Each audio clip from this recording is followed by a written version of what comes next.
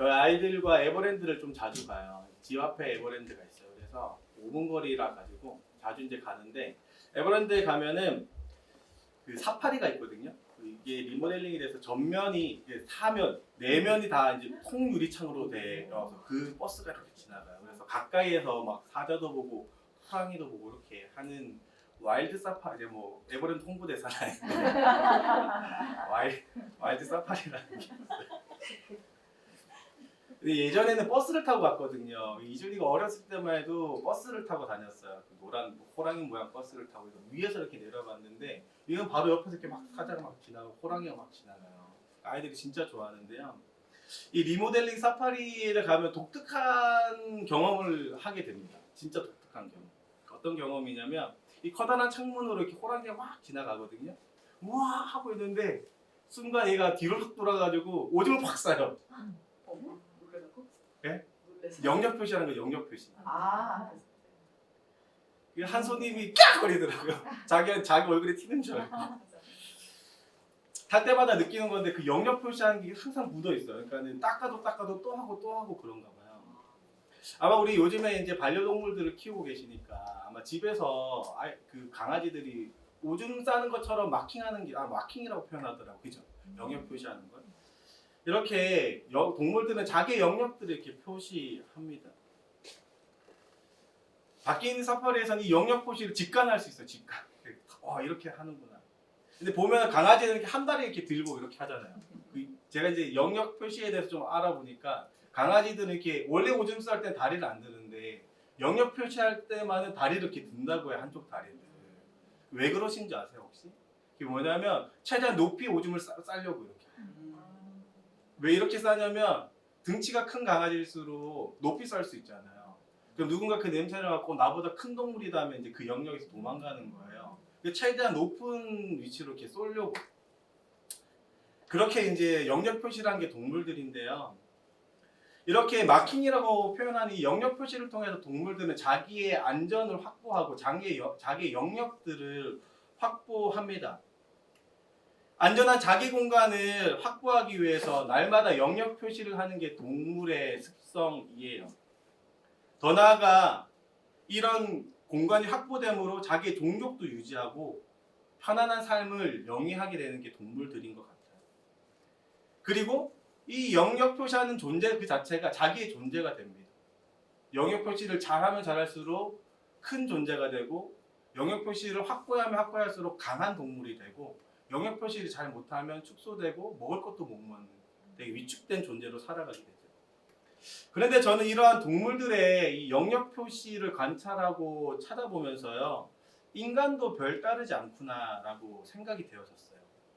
사람 또한 자기의 영역들을 딱 그어놓고 표시된 자기 영역을 고수하고 지키려고 하고 또 그 안에서 안전한 삶을 누리려고 하는 것이 사람의 인생인 것 같습니다. 누군가 나의 자존감의 영역을 침범하게 되면 너무 몹시나 기분 나빠서 밀어내려고 하는 게 사람이고요. 나의 관계의 영역에 누군가 침범하게 되면 밀어버리고 배타적으로 밀어내서 함께 하지 않으려고 하는 것이 그게 사람의 모습인 것 같아요. 우리 어린이부에도 보면 이 4, 5학년 여자애들이 항상 팔짱 끼고 다니거든요. 4명이 뺏기지 않으려고 서로가 이렇게 일자로 다녀요. 이렇게 문에 가다 부딪힐 때도 있더라고요. 이번에 토요일 날 저희가 겨울 성경학교에도 보니까 계속 4명 항상 같이 앉아 있어요. 4, 5학년뿐만 아니라 6학년 여자애들도 그래요. 항상 4명이 이렇게 같이 다니거든요. 이런 같이 다니는 관계의 영역에 누군가 끼어들려고 하면 되게 경계하게 되고 그 관계 영역이 깨지지 않으려고 노력하는 게 사람들이죠. 특히나 사람들은 자기의 삶의 패턴이 딱 정해지고 그 영역이 딱 확보되어 있으면 이걸 깨트리는 걸 너무 싫어해요. 이게 막 뒤섞이는 걸 너무 싫어하는 게 사람입니다.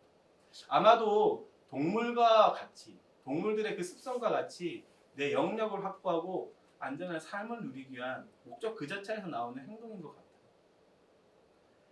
사랑하는 성도 여러분, 사람은 분명히 영역적 존재입니다. 사실 영역적 존재라는 단어는 사전에 있는 단어는 아니에요. 제가 만들어 봤거든요. 우리의 삶을 잘 관찰해보면 진짜 사람도 영역을 딱 정해놓고 그 영역을 고수하는 삶을 삽니다. 자기 내면의 영역뿐만 아니라 외적인 영역들도 만들어가서 그것을 넓혀가고 세워가는 삶을 살아가는 것이 사람이에요.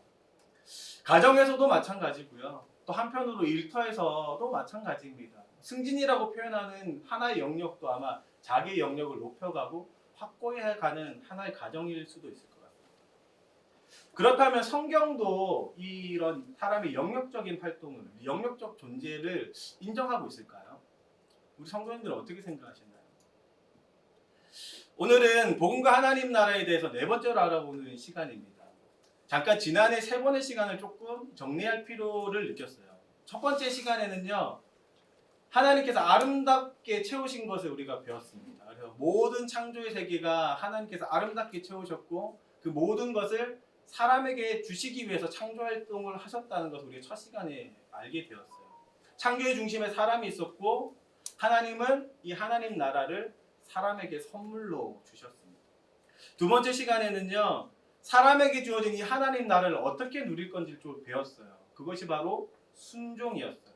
하나님께서 나라의 3요소를 구성하듯이 땅과 백성과 그 주권이라는 것을 세워가듯이 하나님 나라의 땅을 창조하셨고 하나님 나라의 백성을 만드셨고 하나님 나라의 왕이라고 표현하는 통치권을 생명나무와 그 다음에 선악과를 지으심으로 만드셨어요. 그래서 하나님의 통치를 따르는 사람들, 명령을 따르는 사람들, 순종을 따르는 사람들만이 하나님 나라의 복을 누릴 수 있다는 것을 우리가 알게 되었죠. 세 번째는요, 이 아름다운 하나님 나라가 깨어졌다고 우리가 알게 되었습니다. 하나님께 순종하면서 하나님 나라의 복을 누려야 되는 사람이 완전히 깨어졌다고 했어요. 죄로 인해서. 그리고 이 깨어진 모습은 사람 스스로가 회복할 수 없고 하나님의 은혜만으로 회복할 수 있다는 것을 우리가 알게 되었는데요. 스스로 문제를 해결할 수 없는 상태, 그게 지금의 인간의 상태인 것 같아요. 마음 깊숙한 곳에서 죄의 그 문제를 해결하지 못하고 여전히 파멸의 길로 걸어가는 것이, 여전히 악한 모습을 해결하지 못하는 것이 인간의 모습입니다. 이 물줄기를 해결하는 것이 바로 하나님의 은혜인데 과연 그렇다면 이 물줄기를 살아가는 인간의 모습이 어떠하냐는 것을 우리가 좀 알아가려고 해요. 원래의 아름다움 우리가 회복해야 되고 하나님이 만드신 땅에서 하나님 나라를 살아가야 합니다. 하나님 나라의 왕이신 하나님 나라의 명령을 따라 살아야 되는 사람이지만 죄의 문제로 인해서 그 죄의 물줄기를 따라 살게 되고 원래의 모습, 최초 하나님이 인간을 창조하시고 인간이 어떻게 살라고 주신 그 모습을 회복하며 살아야 되는 것이 우리 그리스도인의 모습인데 그 모습에 대해서 조금 우리가 알아가 보려고 해요. 다시 본문으로 돌아와서요. 그렇다면 진짜 하나님이 이 인간을 딱 만드셨을 때 이 악한 존재, 완전히 깨어진 존재가 아니라 원래 하나님이 창조하신 존재는 어떤 활동을 하며 살고 어떤 모습으로 살아가야 됐을까요? 오늘의 말씀은 분명 사람은 영역적인 존재라는 것을 말씀하고 있습니다. 사람이 영역적 존재로 창조되었음을 이야기하고 있어요. 창세기 2장 15절인데 우리 함께 한 목소리로 한번 읽어보도록 하겠습니다. 창세기 2장 15절입니다. 여호와 하나님이 그 사람을 이끌어 에덴 동산에 두어 그것을 경작하며 지키게 하시고, 하나님이 주신 그 에덴 동산이라는 영역을요 잘 가꾸고 지킬 것을 지금 명령하고 있어요. 여기서 기록된 이 경작하며 지키다라는 이 두 단어를 보면요 아마 이런 이미지가 떠오를 거예요. 농사를 짓는 일, 뭐 조경하는 조경사 일처럼 잘 가꾸고 잘 세워가고 잘 지켜가는 뭐 이런 이미지를 떠올릴 수가 있는데요. 사실은 더욱 정확하게는 어떤 이미지를 떠올려야 하냐면 성경이 나타내는 것은 제사장의 이미지입니다. 두 단어는요 제사장에 대한 직분에 대해서 설명할 때 쓰이던 단어예요. 사실 경작하다라는 이 단어만 홀로 쓰일 때는 농사를 짓는 것처럼 아니면 조경하는 것처럼 뭔가 잘 가꾸는 것처럼 하는 그 이미지가 맞는데요. 경작하다라고 쓰인 이 아바드라는 단어와 그 다음에 이 뒤에 있는 단어 지키 샤마르라는 지키라는 이 히브리 단어 두 개가 같이 동시에 쓰이면 항상 제사장의 일을 설명할 때 쓰이는 단어예요. 그러니까 2장 15절을 통해서 하나님이 말씀하시는 이 사람의 일은 뭐냐면 제사장과 같은 삶을 살아가라는 거예요. 하나님 주신 영역을 잘 가꾸고 잘 섬기고, 정확히 말하면 섬기고요. 섬기고 그리고 지켜갈 것을 이야기하고 있습니다. 하나님께서는 제사장에게 어떤 임무를 주셨을까요? 하나님께서 주셨던 이 성소의 공간을 잘 섬겨가고 예배를 할 수 있는 이 공간을 잘 예배할 수 있도록 섬겨가고 또 이 예배의 공간이 그러니까 정하지 않는 부정하게 되는 것을 방지하기 위해서 항상 정결하게 하는 일들을 했거든요. 늘 거룩한 삶을 지키도록 했어요. 그리고 이 공간조차도 거룩하도록 만들어갔던 게 제사장의 일입니다. 잘 섬기고 잘 지켜갔던 게 제사장의 일이에요. 창세기 2장 15절을 가지고 아람어가 번역하는 바는 이렇게 이야기하고 있어요.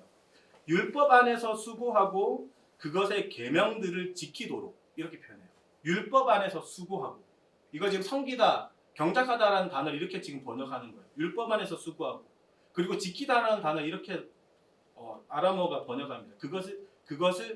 그것의 계명들을 지키도록 하나님의 뜻을 지켜가고 그 뜻대로 섬겨가는 것이 바로 제사장의 일이고 그것이 누구에게 주어졌냐면 바로 사람에게 주어져 있다는 거예요. 아담에게 주어진 제사장의 직분에 대해서 이 2장 15절이 강조하고 의미를 전달하고 있는 거죠. 이런 내용은요, 이 요한계시록 주석을 쓴 이 그레고리 빌이라는 분이 계시거든요. 제 책도 하나 가져왔는데 이 그레고리 빌이라는 사람이 쓴 성전 신학에도 정확하게 기록되어 있어요. 제가 이 신학책을 보면서 정말로 감명 깊게 본 책 중에 하나가 이 책인데요. 이 책에서도 이 그레고리 빌이 이야기하는 것은 사람에게 주어진 일은 제사장 직분과 같아. 하나님을 예배하기 위해서 늘 섬겨가는 예배적 삶을 살아가야 되고요. 또 한편으로 그 예배적 삶이 무너지지 않도록 자기의 영역들, 하나님 주신 영역들, 마치 가족과 직장과 자기의 모든 삶의 영역에서 그것을 지켜가도록 하는 것이 인간의 고유의 삶의 목적이다라고 이야기를 하고 있어요. 여기까지의 내용을 정리해 보면요, 하나님 나라는 이렇습니다. 하나님은 하나님 나라를 창조하셨고요. 그리고 하나님 나라의 땅을 만드셨죠. 그죠? 그리고 백성들을 만드셨고 하나님이 왕이시라는 것을 선악과와 생명나무를 통해서 선포하셨고 그 명령을 따라 지키도록 하셨고 그리고 사람에게 주어진 것은 그 에덴 동산에 어떠한 죄도 침범하지 않고 거룩을 유지하면서 아름답게 계속해서 그 상태를 유지하도록 하는 것이 바로 인간에게 주어진 제사장적 삶이라는 거예요. 그런데 너무나 잘 알듯이 사람은 이 사명을 실패했습니다.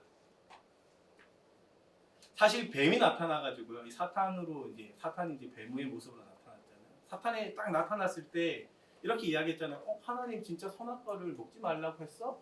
하와에게 이렇게 꼬드길 때, 유혹할 때 하와는 그저 무슨 개소리야 이러면서 목을 그냥 확 잘랐었어야 돼요. 원래 이 제사장적 삶을 살아가려면 무슨 개소리야 이렇게 말도 안 되는 소리 하지 마 이렇게 하나님의 명령 지켜야 돼.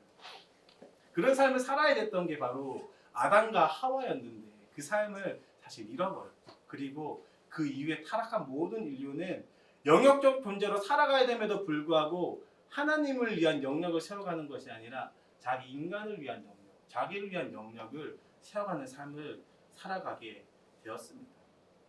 죄로 인해 비틀어진 인간은요, 반대로 이 하나님의 영역을 지켜가는 것이 아니라 이제는 사람의 영역, 자기 영역을 지켜가며 살게 됩니다. 하나님이 주신 이 영역들을 내 영역이라고 착각하고요, 내 영역을 경작하고 지키면서 내가 누릴 수 있는 것들을 아름답게 세워가려고 해요. 하나님이 꿈꾸신 거는 모든 사람들이 아름답게 세워서 모두 다 누리길 소망했던 게 바로 하나님 나라입니다. 개인의 삶을 영위하고 개인의 삶을 자기중심적으로 살려고 했던 것이 아니라 모든 공동체적 삶을 꿈꾸었던 게 하나님 나라예요. 그런데도 불구하고 사람은 타락하였고 이제는 자기 영역을 꿈꾸고 자기의 이 삶을 위해서만 노력하는 삶을 살아가게 되었습니다. 마치 사파리와 우리가 주변에서 보는 동물들과 같이 자기 영역을 세워가려 영역 표시를 하는 것처럼 말입니다. 사람은요, 분명히 하나님의 영역을 세워가도록 창조되어 있어요. 그리고 하나님이 우리에게 주신 이 영역들을 아름답게 가꾸어 가고 또 이 아름다움을 깨어지지 않도록 지켜가도록 하나님이 우리에게 삶을 주셨습니다. 이러한 관점은 유명한 이 그레고리 빌이라는 신학자 한 사람의 의견뿐만 아니라 신약 성경도 동일하게 이야기하고 있어요. 베드로전서 2장 1절에서부터 5절이거든요. 우리 함께 한번 눈으로 보시면 제가 한번 읽어보도록 하겠습니다. 베드로전서 2장 1절에서부터 5절입니다. 그러므로 모든 악독과 모든 기만과 외식과 시기와 모든 비방하는 말을 버리고 갓난아기들 같이 순전하고 신령한 젖을 사모하라. 이는 그로 말미암아 너희로 구원에 이르도록 자라게 하려 함이라. 너희가 주의 인자하심을 맛보았으면 그리하라. 사람에게는 버림바가 되었으나 하나님께는 택하심을 입은 보배로운 산돌이신 예수께 나아가 너희도 산돌같이 신령한 집으로 세워지고 예수 그리스도로 말미암아 하나님이 기쁘게 받으실 신령한 제사를 드릴 거룩한 제사장이 될지니라. 하나님이 꿈꾸시는 건 하나님의 영역을 세워가고 그 아름다움을 깨지지 않도록 노력하는 게 사람의 삶입니다. 그 이후에 이 베드로전서 2장 1절에서 5절 이후에 너무나 우리가 익히 아는 구절이 이어져요. 2장 9절입니다. 그러나 너희는 택하신 족속이요 왕같은 제사장들이요 거룩한 나라요 그의 소유가 된 백성이니 이는 너희를 어두운 데서 불러내어 그의 기이한 빛에 들어가게 하신 이의 아름다운 덕을 선포하게 하려 하시니라. 사랑하는 성도 여러분, 우리는요 왕같은 제사장들입니다. 제사장 같은 왕이 아니라요 왕같은 제사장이에요. 여기서 표현하는 왕같은 제사장이라는 것은요 왕 대신 주님께 속한 사람 곧 성도를 일컫는 영광스러운 명칭입니다. 왕을 섬기면서 왕의 영광에 참여할 뿐만 아니라 일정 부분 왕의 권한을 받았던 이 고대 황실의 제사장들을 표현하는 단어예요. 이스라엘 사람들만 쓰는 독특한 단어입니다. 성도는요 하나님께로 속한 자로서요 모두가 거룩하고 영광스러운 제사장의 자격을 얻었어요. 그리고 하나님이 주신 영역들을 아름답게 세워가야 되고 하나님이 주신 그 아름다운 가운데 부정함이 침범하지 않도록 제가 다시는 침범하지 않도록 그 영역을 아름답게 지켜가고 세워가야 되는 것이 우리 그리스도인의 삶입니다. 3절이 말하는 대로 구원이라는 주의 인자함을 맛보았으면 5절이 말하는 대로 제사장의 삶을 살아가야 되는 것이죠. 사랑하는 성도 여러분, 우리는 분명히 영역적인 존재예요. 나의 영역을 견고하게 하는 것이 아니라 하나님의 영역을 견고하게 하며 살아가야 될 존재입니다. 영역적 존재예요. 그렇다면 우리는 어떻게 이 비틀어진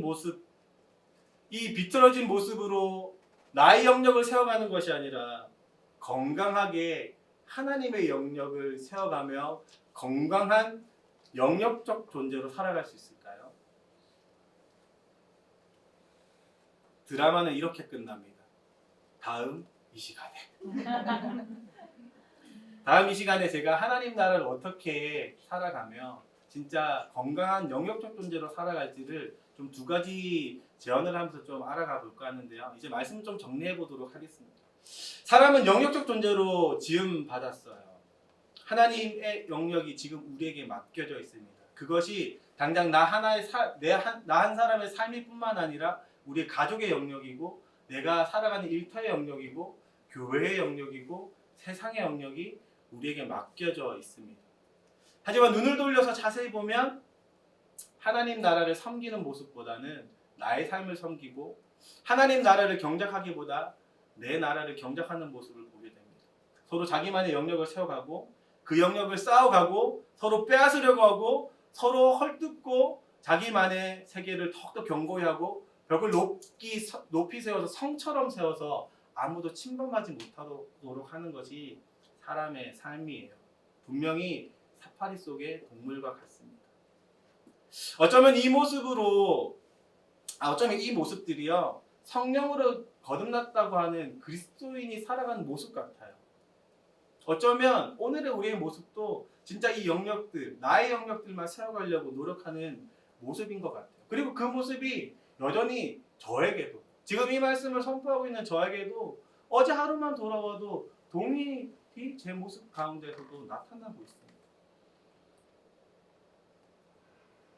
어제 목사님이 출근하시지 않고 이런 문자를 남겨주셨어요. 기도원에 가서 기도 좀 하고 오겠다.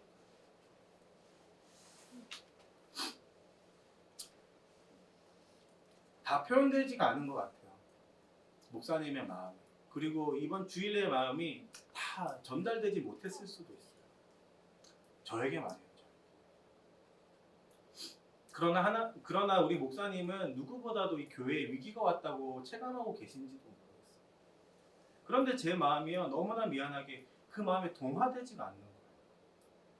같이 기도하자고 하는 그 말씀에 제가 같이 기도하고 같이 세워가고 같이 지켜갔으면 좋겠습니다. 이 하나님 나라를 꿈꾸는 영역적 존재로의 삶이 나타나는 것이 아니라 아무런 마음도 동하지 않는 거예요. 어쩌면 지금 제가 세워가는 저만의 영역이 확고하다는 뜻이겠죠. 우리 교회 모든 성도님들의 마음이 어쩌면 그러고 있는지도 모르겠습니다. 우리가 세워가야 할 공통적인 영역이 먼저는 교회가 되어야 될 줄 믿습니다. 함께 기도하면서 정말로 세워가야 될 때임을 정말로 알게 됩니다. 우리 성도님들이요, 정말로 각자의 삶에서 이제 벗어나서 하나님이 꿈꾸시는 영역적 존재로 다시금 되돌리시길 소망합니다. 각자 영역에 세워가는 그 모습에서 이제는 교회를 함께 세워가는 정말로 그 모습이 되길 소망합니다. 제 안에 여전히 저의 영역이 있어요. 우리의 성도님들 정말 훨씬 훌륭하시고 또 하나님의 말씀에 순종하고 계시니까 누구보다도 목사님과 힘을 내고 또 저도 같이 힘을 내서 우리 하늘꿈교회를 아름답게 세워가기 소망합니다. 우리 함께 찬양하며